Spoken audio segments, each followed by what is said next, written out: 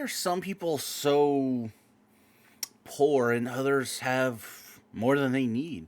I mean, in the recent past, lots of research has been carried out around this question, right? Trying to understand it. And one study found that one of the main reasons people stay poor was mainly due to differences in fundamentals, such as effort, determination, intelligence, right? Three basic ingredients for success. Now, at first glance, this might sound nerdy, sciency, whatever you want to call it. But it all boils down to the little things that you do every day with the intention of improving your financial situation. Things like choosing to cut down on impulse buying and instead choosing to invest the money in something else. While some people are stuck in poverty due to unfavorable circumstances, the majority of people are in the poverty cycle due to a culmination of various wrong financial decisions they make every day. Let's talk about some of these. So, one of the first ones we want to talk about, you're not making saving a priority. I mean, a lot of people assume that you got to earn a certain amount of money before you can even start saving, right? Well, regardless of how much or how little income you earn or what stage of life you're in, it's critical to prioritize saving. Right? The sooner you begin saving money in life, the more financially secure your future is going to be. Your mind's going to be at ease if you have a financial strategy in place for the future. It's not the amount that matters, it's the habit. You wake up every day, say, brush your teeth, right? It's a non negotiable for you before you start your day. So why would you not apply this same type of habit in savings? Right? It's all about priorities. And if you're not making saving a priority, it's going to be challenging to save regardless of how much money you make. And then, when you do make all this money, or if you're not making enough money, you're always spending more than you make, right? Because we live in a spendy world, right? The retail has officially won the mind game, and now all everyone is thinking about is buying the latest, newest, greatest thing. In addition, social media today doesn't make it any better. It's easy to be swayed by these flashy lives or the illusion of it, right? This can make you want to complete, the wardrobe that you bought, right? You saw someone who had it, right? Now you got to compete to match up with those peers if you're not in the same earning bracket, right? You see people showing off those nice cars, new iPhones, dream vacations.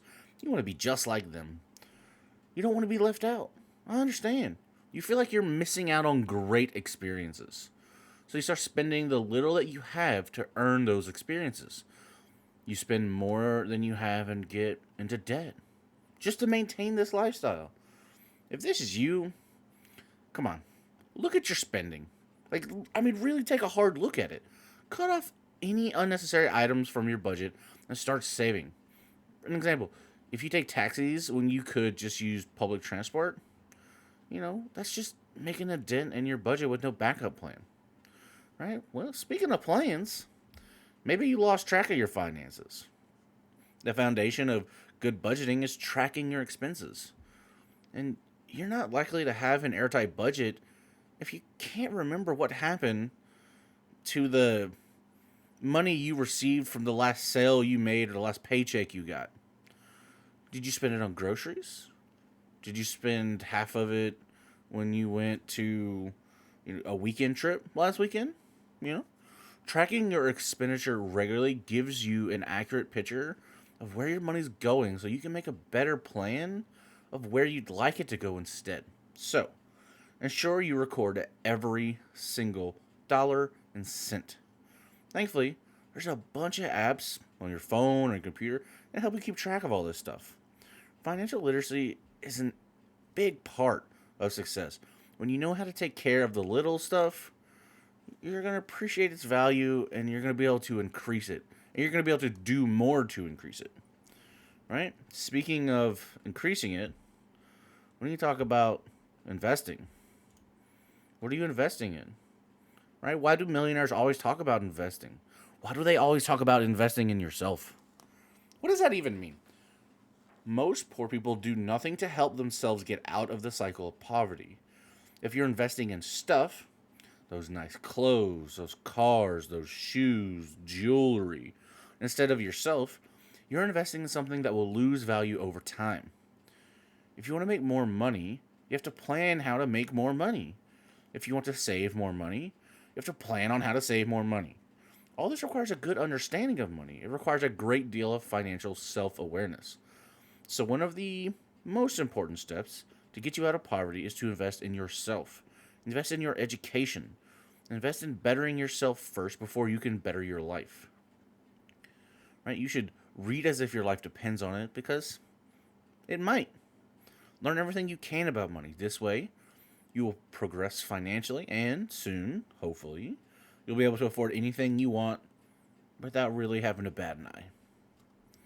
And to be able to do that, you need a money plan, right? Some people don't have a money plan. I mean, do you have like a financial plan? Like a future financial plan? What are you going to do with your money as you earn more? What are you going to do with it down the road? Or are you just kind of going with the flow, figuring it out? Well, the truth is, there's a huge difference between the person who works with a plan and a person who just kind of goes with the flow. Lack of planning may not be why you're stuck in poverty, but it can certainly keep you there. To get out of poverty, a person needs to have an elaborate future financial plan. Draw and follow realistic short-term and long-term financial goals. What do you want to achieve today, this week, next month, 1 year, 2 years, 5 years? You need to know all this stuff. You need to envision your future self and draw a realistic pathway to getting to the person you want to be or the place you want to be. This gives you the motivation to do better. A lot of poor folks out there won't even make a budget because they don't have the time to do it, don't think it's worth it, or maybe they're just afraid of what other people are going to say to them if they're taking something seriously. But a budget's essential to getting out of debt, building wealth, achieving happiness. I mean, you have to envision where you see yourself in 5 years. Do you plan to be doing the same things? If not, start making short-term and long-term goals now. Then last but not least, you've really got to separate those wants and needs. Now, in economics, the difference between a need and a want is going to be: a need is an essential requirement or a necessity, whereas a want is a desire. Now, the fulfillment of needs is essential for one's survival, whereas fulfillment of wants, it's not essential for your survival. You can't survive without food, shelter, clothing. However, that monthly internet subscription or TV subscription, it's nice. It's nice. Do you need it? I mean, do you really need it to live, to survive? Probably not. So be able to separate these needs and wants, right? So hopefully this is going to get you guys thinking down the path of trying to better yourself, make a plan, and figure out where you're going, right? So review what you need to review. If something caught your attention, you got a question, ask down below. I'll get back to you. Right? If you liked the video, hit that thumbs up button. If you're not subscribed to the channel, I'd appreciate it if you did. But until I see you guys in the next one, y'all be safe.